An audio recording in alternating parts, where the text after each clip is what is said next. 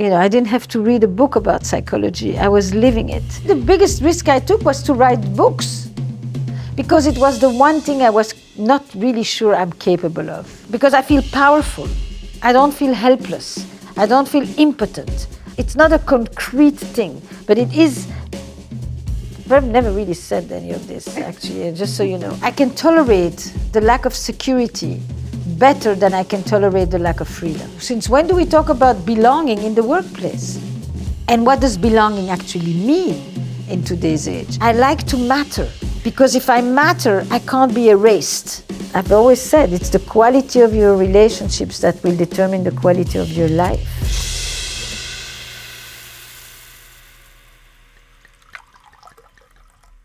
I came to New York City the first time in 1976. I was hitchhiking across the United States. Oh my God, by yourself? With a boyfriend. Ah. After high school, we hitchhiked. It was the year of the bicentennial, when we went coast to coast.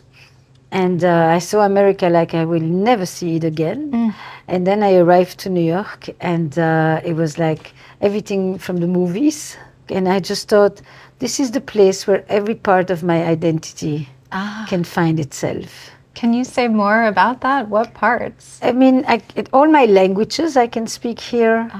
All the various pieces of me, the strands of my roots have expressions here. Everybody is at home here because nobody's from here. And I just was very, very drawn. I lived for 2 years in Boston, in Cambridge, and I came to New York thinking I would be here for 1 year. And I never used my return ticket. Ah, how wonderful. So I came here with my then boyfriend, now husband, and it was like we were going to conquer this place, and landed here in January 1st, 1984. I want to start by getting a little bit more historical context and think about where you began your career as a therapist. Were there roots into a particular moment? Or was there something that lit you up that made you know you wanted to study psychology? I think I was interested in people very early on, and what makes them tick, how do they relate, what makes them laugh, what makes them cry. I was interested in psychology as a teenager. I was interested in alternative education because I hated my school. It was way too rigid and strict. And I was interested in free children from Summerhill and all these alternative education models. And that was educational psychology. I was interested in the relationship between parents and children. And I came from an entire community of people who had survived the Holocaust, the Jewish Holocaust, and that meant people who had lost everything, their entire families, their homes, their countries, their cities, and they were all refugees. And so I thought that was an amazing ground for understanding trauma and resilience, for understanding how you turn pain into pleasure and reconnect with aliveness. And I mean, this was like, I didn't have to read a book about psychology. I was living it. And I just thought it's an endless subject. As long as your head works, you can practice. It's a profession for life kind of thing. I didn't know which expressions it would take, but I knew I was going to go study psychology. So then you majored in psychology. And in linguistics and literature. And French literature, is that right? Yes. So as somebody whose favorite novel is Les Miserables, what do you think you learned about psychology from French literature, and what did you learn more about French literature from studying psychology as well? The power of story and character, and the way that you hold contradictions and you hold tensions that you don't necessarily collapse to provide a simple answer to, because there isn't always an answer to some of these relational dilemmas. These are paradoxes that you manage. What I learned from psychology, to stay in a place and to dig deep, which actually I think Proust does as well. So this notion of like just going slowly inside something, someone, a reality, a relationship, they fed each other. They fed each other very, very much. today, when I look at the sources of some of my books, like it's directly connected to what I studied in literature. And then came another distinction, which I think was also interesting. It was, how do you reconcile a certain French way of thinking with a certain American way of thinking? Meaning, how do you combine accessibility of what is very common to the United States? You talk in a way that people understand. A sort of directness. Yes, there's an unvarnished directness. There is a precision to the word in English. English has a lot less words to use to say something than in French. But I'm not educated in French. I actually am educated in Flemish, in Dutch. But there was a way in which French thinking, if it was meant to be really, really smart, was meant to often be unintelligible.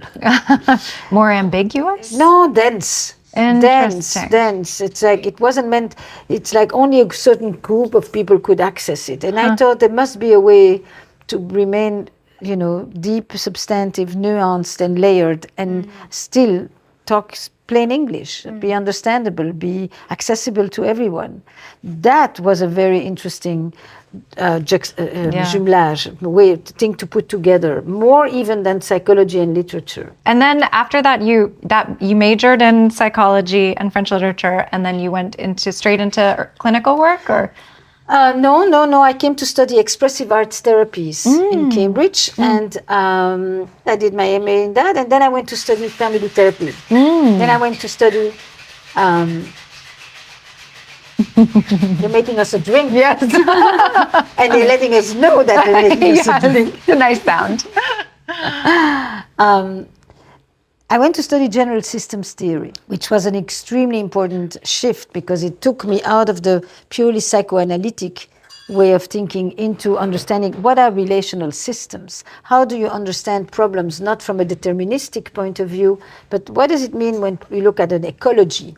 And relationships are ecological systems, and they have subsystems, and that basic theory became really the thing that shaped my work, my thinking, my teachings, all of that. So I did 7 years of training studying that. Yes. And how to look at everything as a whole, kind of. As how one to whole. Understand not what created the problem, but what sustains the problem. How to see how relationships organize themselves around a problem, around a patient, around a mental health. And then what is that interaction like, and how does it prevent change from occurring, and what is change, and how do you initiate change, how do you sustain change, and what are feedback loops? It actually was very connected to cybernetics that was taking place in San Francisco at the time. Yeah, it sounds very scientific and almost like climate study in a strange way. Yes, because it became the root model for a lot of other fields. Yeah. Then I oh, beautiful. Beautiful. Thank you. That's huge. She's a little full. Be careful. And I thank you. And I came to New York, and I thought I would be here 1 year. I didn't really know what would happen. But my whole progression clinically is based on different teachers that I meet at different times. I was completely a disciple. I didn't have a fancy degree, but I knew to choose my teachers and to be really trained by them, and get my confidence from being trained by them, since I couldn't get the confidence from fancy degrees. I mean, PhDs and all of that. I'm getting one this year, probably, an honorary one. But I had only one thing that other people didn't have. It was languages, because I didn't have, I was still trying to get papers, trying to get a license. I had none of those things. Yeah. So the only thing I had was to surround myself by very, very solid teachers and supervisors, and languages. So I did two things. My first project when I came to New York was a project of 2 years where I studied minority relations. And I looked specifically at the dynamics between blacks and Jews in the mid-'80s. And then I looked at what happens in relationships and in couples and families that go through cultural transition. And transition meant either forced or voluntary migration, or mixed marriages, cultural, racial, and religious intermarriage.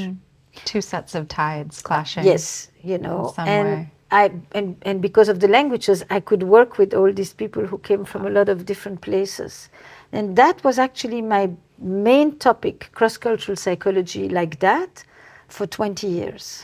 Tell us a story that you remember from that time, what that was like in those early days, or a picture of one of the families that you worked with.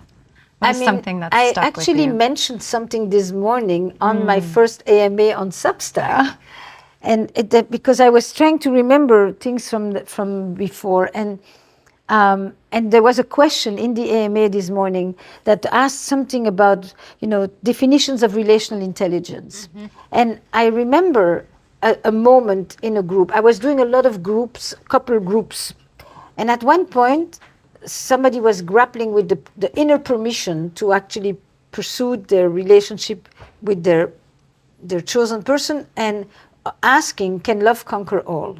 And what do you do when there is a conflict between the love of your tradition and the love of your partner? And somebody said, you should do what's right for you. And that was a completely understandable, makes sense sentence within the American context.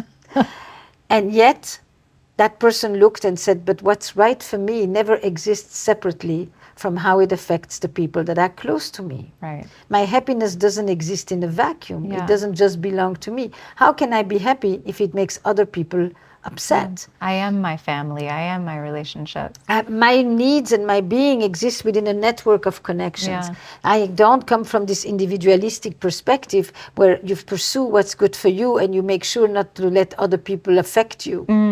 And I thought to myself, that was such a quintessential moment around the modern ideology of love. That is kind of the beginning of where I began to want to look at the philosophy of how do ideologies around love and desire evolve. How many different languages do you speak? 9. 9. So all of these different 9 languages are windows into the different cultural modes and references that we all bring into how we relate to others.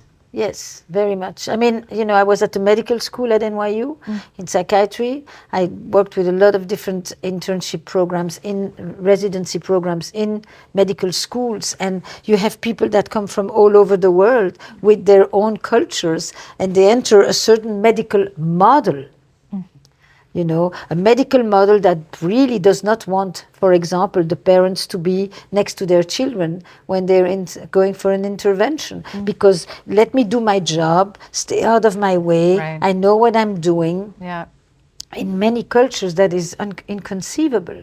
So looking at culture and mental health, looking at culture and relationships, and then looking at culture and sexuality.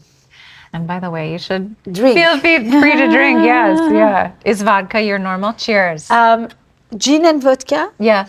and sometimes tequila. That's excellent, and I'm very glad we also have the cucumber and the mint. It's Beautiful. delicious. Where Yes. is the person? Thank you It's so delicious. much. It is delicious. It is Thank extremely you. delicious. Yes. I had this question for you about the privacy of treating patients. You know, the sort of like when you're in a room together, you're in their relationship together, it's a very intimate space. And I wanted to ask you about when you started turning that outward into a more public mode. But now, while you're talking, I'm feeling like, no, it was always there. Maybe there was always a more public aspect to your thinking. So there always was, but it's a different thing. I think I spent 35 years being primarily a clinician. I'm in my office, I see patients. I teach at NYU, but I teach all over the world. And I am trained, and it becomes something very clear for me. All of us who were trained in family therapy and in systems theory were trained behind a one-way mirror. We were watched. We were observed by a group of colleagues. We did the same, and we actually saw people do it. We learned by watching the actual practice of it, like you learn to cook by standing next to a chef. Wow. So there was a certain level of, that was completely different from the traditional models. Nobody has ever entered a therapist office. Nobody's ever seen you work, and you've never seen anybody work. And when you go to supervision, you can tell any story you want. And I thought like that too. So when I went to conferences, I presented my work on screen. I would ask permission from my patients. May I show this? It's a clinical conference, and basically they're not coming to see you, they're coming to see me because they want to learn from me what I'm doing. So I always presented with live case material, as we call it. That is a very, very important piece that allowed me to go to the podcast. This is the root of the podcast for me in terms of what I was used to do. I lived primarily in the clinical world, but I had all kinds of incursions in other fields. From universities, academia. I mean, I never was just in my room. But at some point I felt that the office is getting small. And I feel like I want to open the door, and I want to bring people into the office. What was making it feel small in you? Why were you having that reaction? 30-something years of seeing patients upon patients, and it feeling that not that many people can enter the room, and feeling like maybe so many people have a need for this, but it's not, but they can't hear, they can't reach here, they can't afford it, or they're far away, doing more and more courses online. I mean, at the time it was called a telecourse. And for the first time I was talking to an audience that I couldn't see. I started to do a lot of other things, but always organized around my clinical practice. That was the core, so that I would stay grounded. Yeah. But writing a book is a very different way of speaking to, what did you say, speaking to audiences you can't see? Yes. What triggered that? Why did you suddenly feel you needed that form, that audience, that different reach, that different mode? So I actually always thought of myself as a speaker. I never have thought of myself as a writer. I had such reverence for writing and for books that I thought that's not me. I had been asked to write a book about the work that I had done around intermarriage. And I just didn't want to write anymore about the subject that I had kind of gone around, and I was getting less interested. So it's a strange thing, because you should write about something you know something about, and I wanted to write about something I had never written about. I wrote an article in the professional magazine called In Search of Erotic Intelligence, which was my reaction and my response to what I thought was happening around the Clinton-Lewinsky scandal. And it was about everything I had been thinking about around how in this culture the subject of sexuality is often addressed. And I really didn't think much. I wrote an article in a magazine. That article found itself on the cover of the Utney Reader, apropos media. And then from the next thing I know, I'm in an auction. And that's it. And I have a contract for a book. And I have never written a book, and I don't know if I'm capable of writing a book, but I pour myself for 2 solid years. It got translated into 32 languages. It's alive and well in most of them. It becomes this cultural moment, but it is a book that is not on the radar. It just has a lot of until I do the TED Talk. And at the TED Talk, which is 7 years later, the whole book becomes a new book.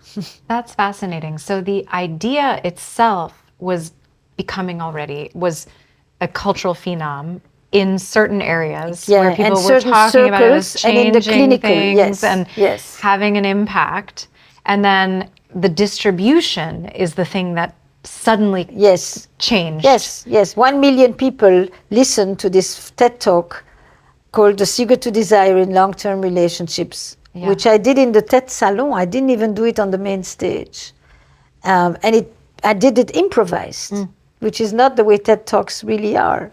Because I knew this material by heart. I had lectured about it all over the world. That is just unbelievable. By then I had lectured all over. I went to 20 countries on book tour. By myself, by the way. No media, no PR, no nothing. But that's the way you did it.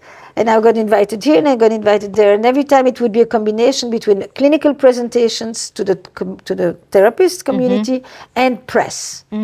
And I understood that there is a real reaction, but it wasn't the phenomenon of what you call media and stuff today. that gives you 1 million people in Yeah. a few days, and you really understand for the first time what is a scale. You know, for me, scale was a thing you stand up and you get bad news. Yeah. How did you feel it? How did you know in that moment? What did the scale feel like? How did you was know like- it was something different catching? This is, well, and people were commenting. So for the first time, production and reception had a much closer relationship. In the past, you wrote a book and you had absolutely no connection with the future readers For weeks, for months. for years. Now you'd have connection with the readers before you even write the book. It's a complete switch, you know. So you are actually less original in your thinking, because you are organized already by the reaction and the reception of the audience. You're really less free to be original, to present new ideas, to challenge the status quo, you know, which was what mating became. It's a cultural moment, you know. We do have these different sections in our lives, you know, and we, in America, we do, I think, compartmentalize them into work and relationship and the family. And how do you think that our relationships, the relationships we have with our family, carry over into work? And is there any difference, or is it all the same?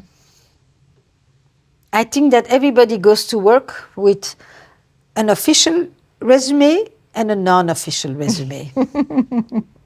The official resume is, you know, what you've done and where you studied and what positions you've had and all of that. Okay, that doesn't tell me much about what it's like to work with you. How you ask for help, how you collaborate, how you deal with power, how you assert yourself, how you establish authority, how you respond to authority. It's, you know, your relational history, which comes with you to work. Basically, we all bring our entire self to work. It's just that we don't always know it consciously. But is there anything that makes it different in the workplace? Like, does it get more amplified because other things are, there's more pressure, or I suppose there's just as much pressure in families. No. But is there anything that changes in that different environment or structure that... The difference is that we have, for a long time, we thought that people live their personal life at home when they go to work. Right. I think that is the notion that you could actually separate the two. And the reason why you separate it even less today than before is because, you know, I think work went from a production economy. It worked like intimate relationships, went from a production economy. Right? You work to put bread on the table. You have intimate relationships in order to be able to provide for your family, procreate, have status, have companionship, etc. Then you went to a service model. In romantic relationships, it meant affection, intimacy, sexuality. And now we are in the thick of the identity economy. In our relationships, we want our partner to help us become the best version of ourselves. In our work life, something enormous has happened. We want our work, our jobs to provide us with meaning and purpose and community and belonging and fulfillment, things that we used to bring before to religion and to communal life. Those needs have been transferred by the weakening of the other institutions into the workplace. Why the workplace? Because we have deferred our intimate relationships by 10 years as well. So work is the hub of our social and existential and identity needs for a good decade before anything else enters the picture. That is one of the most fundamental changes of how we bring ourselves to work and what we ask from work. I have a friend who says it's become a primary attachment. Yeah, Yeah. it is. Yeah. It is. Do you agree with what I'm doing? I do. I do you definitely. see what I'm describing? Well, yes, I see, and I agree, and I'm feeling it. It's an interesting feeling inside that I'm sort of embarrassed at the weight that somehow I've allowed my profession to take on in terms of defining my self-worth, my identity. It gives me this feeling of like, I should be better at managing that. It shouldn't have that weight. It's an interesting, So I think I just did this whole corporate stuff. On one hand, people can say, that doesn't belong to work. And on another level, one could say, you have a unique opportunity. You companies who are employing people, people are coming to you with a host of needs that they have never brought to you. That is an honor. Do something with it. Address it meaningfully. You know, if they could go back to their religious lives, they would ask questions of purpose and meaning there. You're the new mediators of a host of needs that have never belonged to the workplace. And it's a challenge. Since when do we talk about belonging in the workplace? And what does belonging actually mean in today's age? Right. Acknowledge it and figure out what is the opportunity there. Yeah. Meaning it means you matter more than you ever have. Especially in the transition between millennials and Gen Z and whatever follows. Why do you say that? Why especially in that transition? Because we are in a period not of job hopping, but job hugging. What does that mean? That means that if for the millennials, hopping from one place to another was a sign of ambition and progress, and you know, quitters are winners, so to speak, was the title of a Wall Street Journal article. Gen Z is experiencing a lot more uncertainty, and it is hugging the jobs. It doesn't want to move. It wants safety before anything else. It is living with unprecedented uncertainty, and it wants security. So if the people are going to stay, they want it to matter to them. And you have become a source of meaning and not just a source of production. This is a perfect segue, though, into talking about risk. What is the relationship to work and risk? I mean, how do you think about what risks to take with your profession when your profession is closely tied to your identity? What role does risk play in work? I mean, there's so many ways to answer this. Look, I have never worked for anyone. So let's start with that. I mean, I've worked for clinics, I've worked in hospitals, I've worked in, you know, but I've never been a full-time employee somewhere. You know, and I always said, I can tolerate the lack of security better than I can tolerate the lack of freedom. This was the life of the therapist. You do it all by yourself. And that's part of why at some point I felt like I want more, I want something else. I want to meet people, I want a meeting. I've never had a meeting. You know, everybody else complains about boring meetings. You have a session. I want a meeting with 5 people who are all thinking out loud together. I need a different energy, right? So I think that we all straddle these 2 sets of fundamental needs. The theory on trust and risk has never been conclusive. Do you need to take risks in order to learn to trust? Or do you need to trust in order to be able to take risks? That is the big question of the theoreticians, and there is no answer to that. But it is an essential piece of moving forward. You know, this job hugging, I mean, if you're not embracing enough risk in your job, are you missing opportunities? How do you? So what? For some people, not the opportunities is not what is most important for them.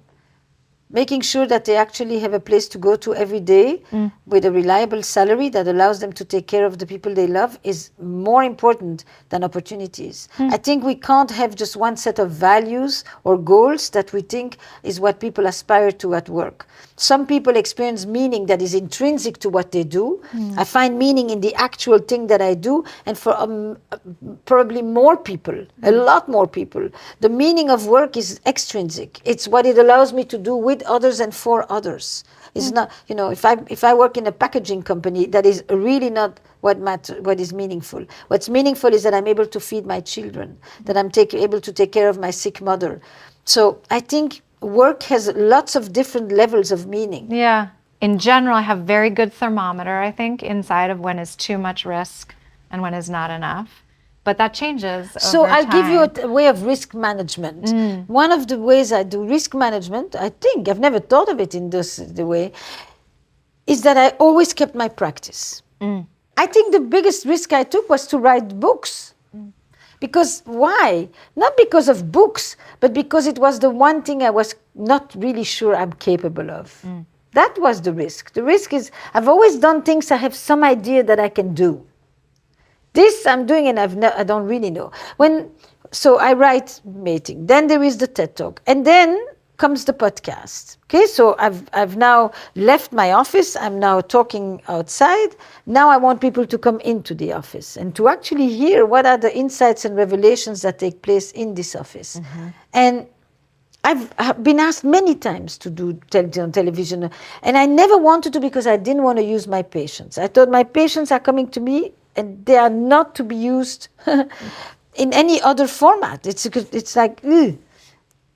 But if there is a way to have people apply, not to me, but to Audible, to Spotify, to Right. Vox Media, then I can find a way to actually let people hear what takes place in this office. And I'm not mixing the metaphors, and I don't have my Hippocratic oath confused, and I'm just talking with people who are willing to share their story, like happens on radio and television all the time, and I can work with them.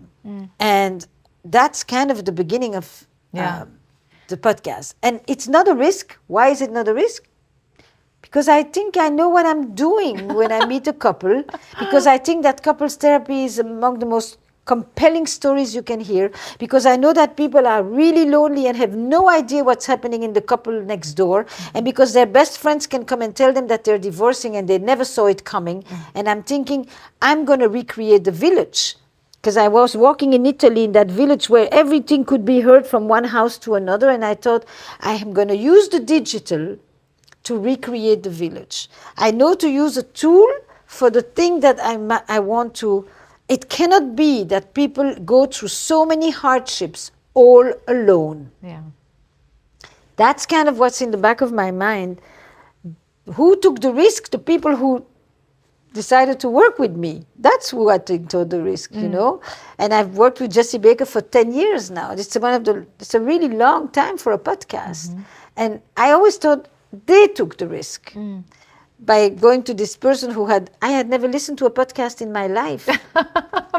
Really? No, Wow. no, I didn't know anything. But I knew what the power of a session is. It's so, I mean, it's such a perfect format for it, because there's something very intimate about just listening to just voice in your ear. You know, you are really immersed in that world and you feel very directly and intimately connected to it. So if you were going to choose any format, I think, for like inviting in a way that feels like you're part of it, but you're not, but you're intensely part of it. You're almost in the room with your eyes yes, closed. it almost is too close sometimes. Yes. Yeah. It's that format. Yeah. And I decided not to do the television version of it. Yes. Yeah, I can see I was offered why. that, but I thought there was something, because when you listen intensely to the stories of others, you see yourself. Well, that's exactly, you get to inhabit at the same time who they are and who you are in this very interesting oral way. Right. Yeah. Yes, Yeah. it's very auditory. And so you ask if I took, yes, I probably took risks, but I didn't really feel, so if I had started a company, I would have felt like I took a risk. But in fact, that's really absolutely not how the whole thing happened. I never had the intention. I never set out to. You know, people often kind of ask, how did you... I didn't. I met this wonderful woman, Lindsay Ratowski, and I said to her, I would like to do a webinar. You know, I've done only audio. There must be a way to use video. Like when I saw something, I knew to go with it. And suddenly I'm doing a webinar with 200, like, oh my God, sitting in my house. How does that work? You know, that's in 2015. So this is exactly 10 years ago when all of this started. I think a common theme that is coming up for me about all the different scenarios you're talking about is this matching of this intimate space, you know, your classroom, the session, with distribution and scale. You know, you take these intimate spaces, this sounds wildly obvious now that I'm saying it, like the therapy office, but like the podcast, the conversation, the living room, the class, and then you make them big and you preserve both those things at the same time. That's interesting that you name it like that, because I've actually not thought of it like this, but I have done it in I've done courses I have a number of courses on desire, on infidelity, on conflict, and they have the same thing. It's very much you kind of, what happened is people would say, I read your book and I don't know what to do next. You have nothing to offer after this.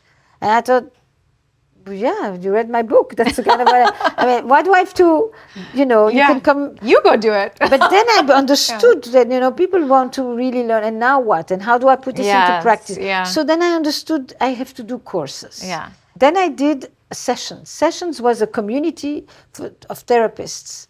And every month I interviewed people that I had learned from, I thought were important to the field. Maybe they're totally unknown, but they do important work. And every month we did case consultations with these people. And we had a few thousand people in the community, and I just thought, this is all digital.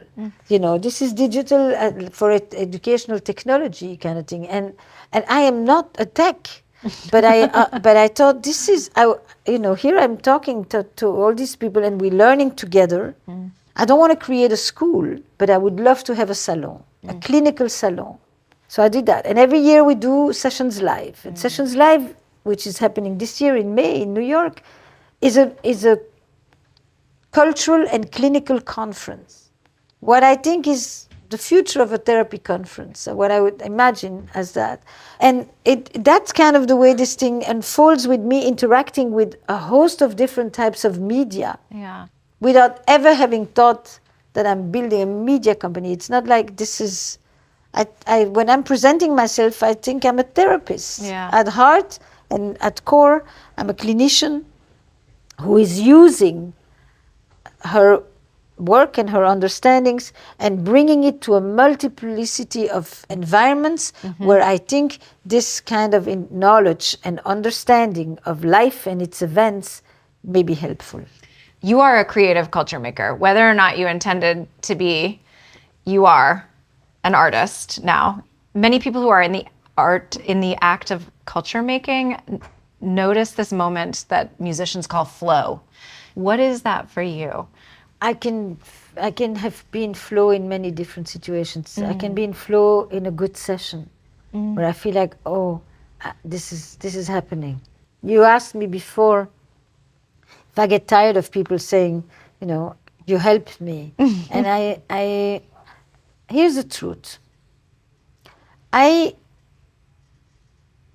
a child of Holocaust survivors who spent years in concentration camps and could not do anything on some level, I think that in a symbolic way, not being helpless, having agency, being able to have a mark on society or on other people's life, having impact, control, change, whichever way you want, and is probably one of the most existentially important things for me.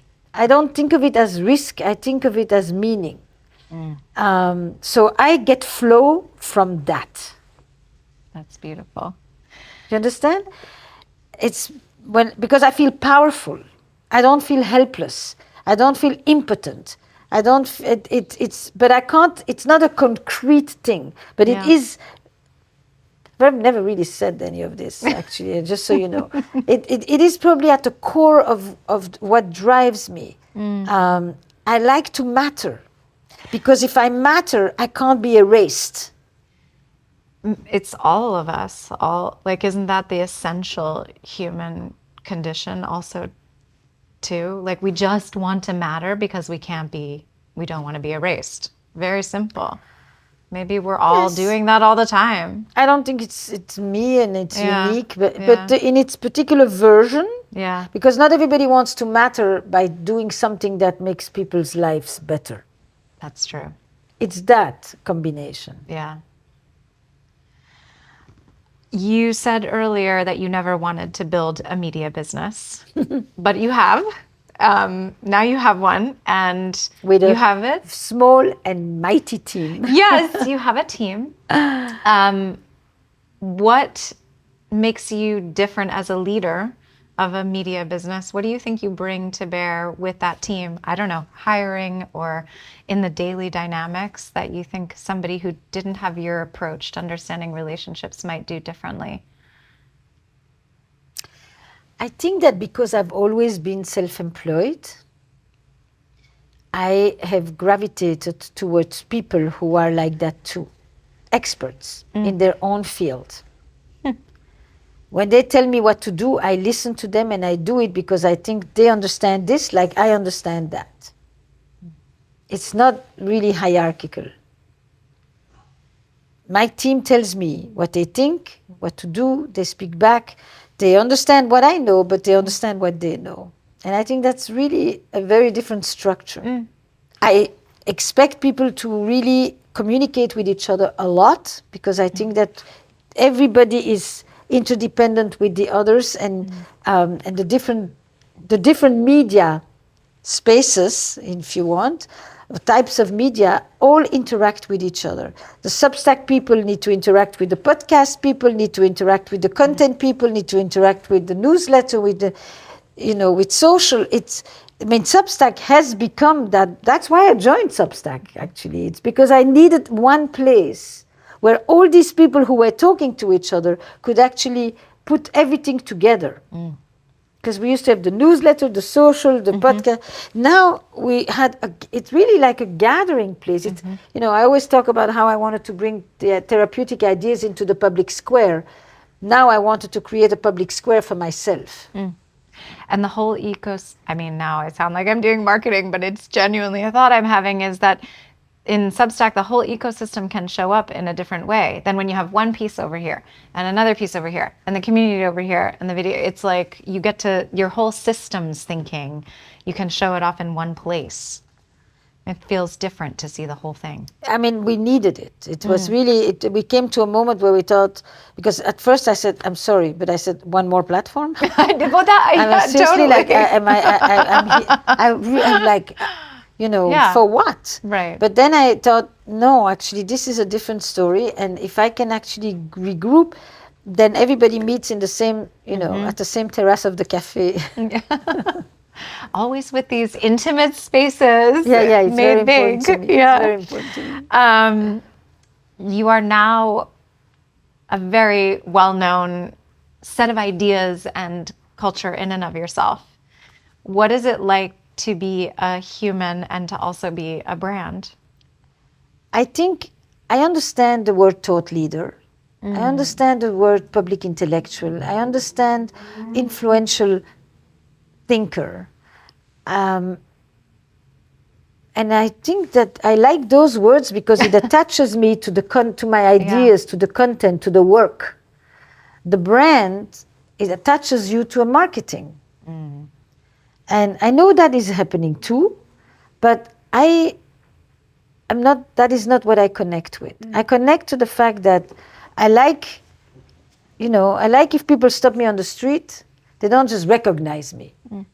They come to tell me they read this and they listen to that. This matters.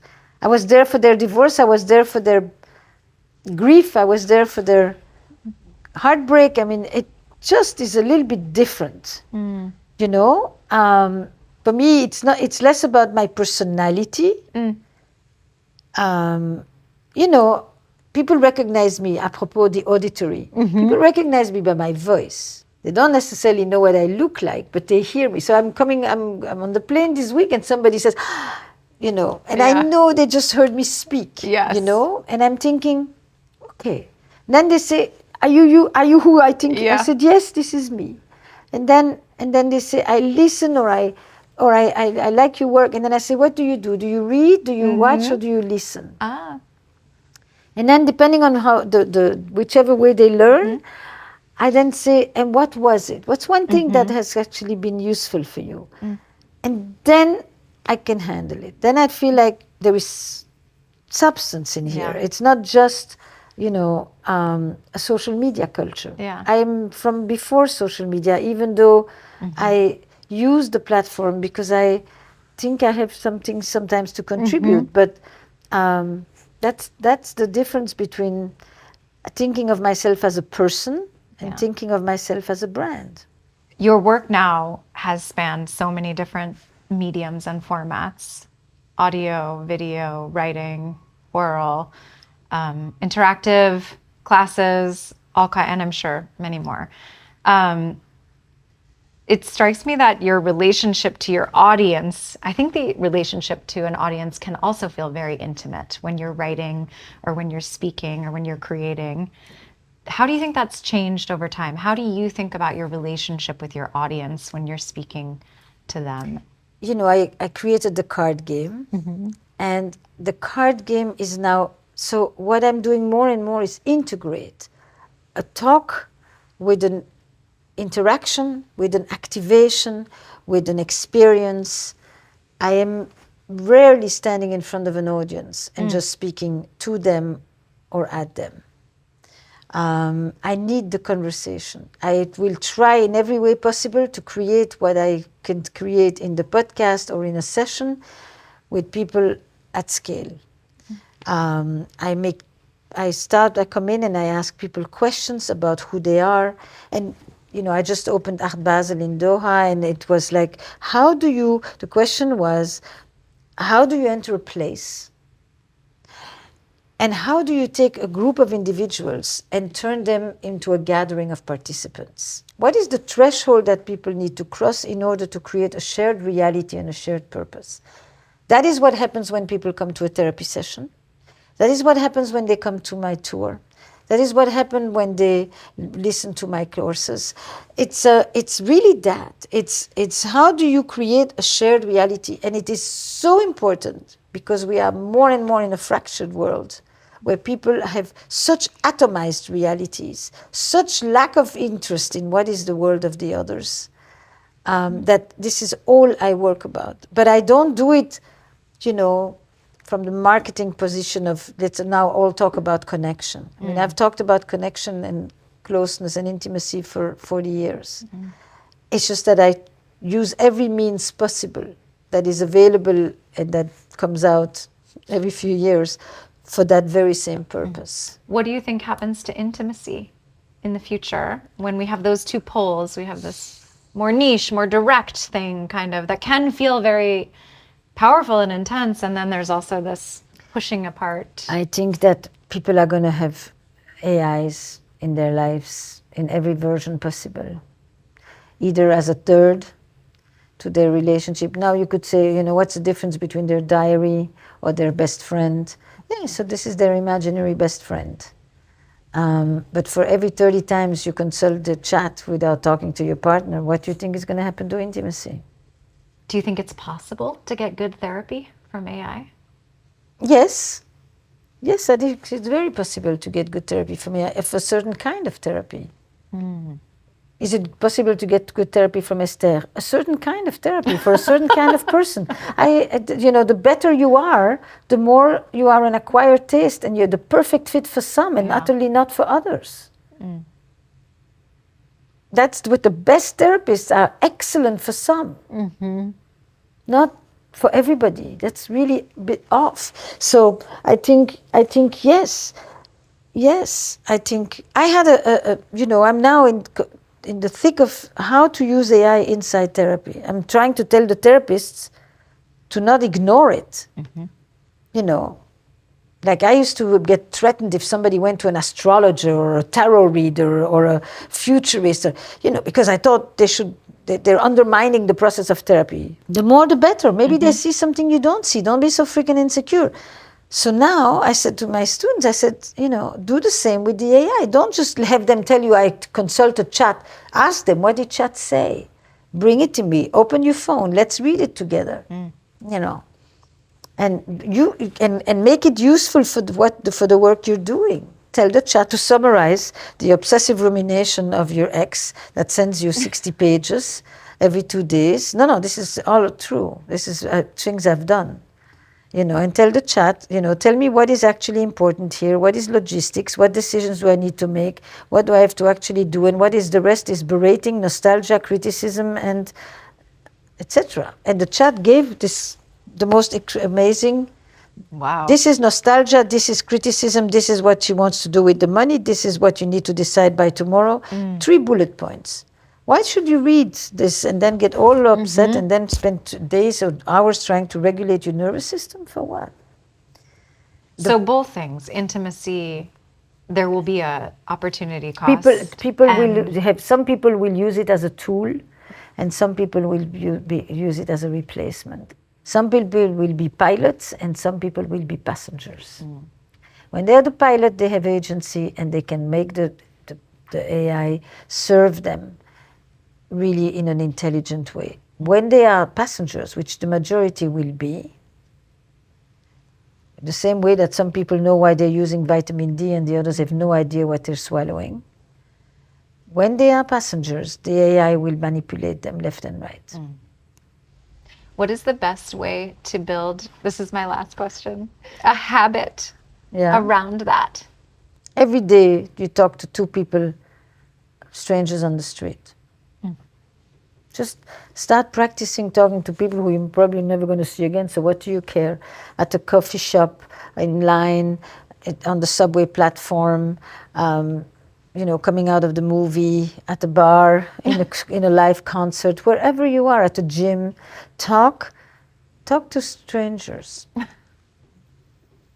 Even if it's just say them that they wear really nice sneakers, make them smile. Have a sense that you actually can make a moment in the life of somebody else more pleasant. You don't have to engage in a mega conversation. A friend of mine told me yesterday that she had to go to CVS because she couldn't. Amazon was taking too long. She hadn't been in CVS, God knows how many months. And basically, what you avoid by not going to CVS is to see all the people who are affected by the decisions that people make. Right. So, the level of disconnect, the level of atomization is just so much bigger than I think because we are sitting here, we're talking, we're seeing each other, we touch, it's a whole, we still are in that other world. It's 90% of the interactions are basically avoidant. You sit in an Uber so you don't have to talk to anybody. Yeah. 74% of food cooked in an American restaurant at this point is eaten off the premises. 74%. A restaurant. Food, the most social thing that every culture has ever done. There is the thought of eating alone is an anomaly. We are more and more socially atrophied, yearning for connection and not having the skills to actually create it. So the essence of the work is that. All the media outlets are in the service of that, not the other way around. It's not like, if I do a movie, it's because this movie is about this very topic that I've talked about for all these years, and now you're going to see it in the version of this fantastic film that's coming out. And if I do a television series, it's that. And if I do, it's really, because I've always said it's the quality of your relationships that will determine the quality of your life. That remains the credo, and I'll use whatever media means to further that goal. And I think what makes this, whatever you call it, media company, if you want, that makes it meaningful to me is that I keep a very clear focus on why am I doing this? What is this meant to accomplish? And it is about what it does for other people. That's what will give it meaning to me, not what it does for me. Thank you so much, Esther. That was really beautiful.